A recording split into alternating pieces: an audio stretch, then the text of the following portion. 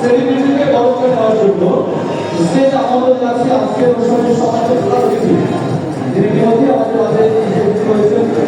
আজকের অনুষ্ঠানের সম্মানিত প্রধান অতিথি যারা দীপঙ্কর মেধাবী প্রসাদ সহ আজকের সভাপতি সহ সকল জিএম স্যার এবং আজকের আমাদের স্পেশাল গেস্ট যারা রুদ্র চক্রবর্তী স্যার সহ সকলকেই স্টেজ আমন্ত্রণ জানাচ্ছি। আমাদের মুফতি ইমামুল হক সিদ্দিকী সহ সকলকে স্টেজ আমন্ত্রণ জানাচ্ছি।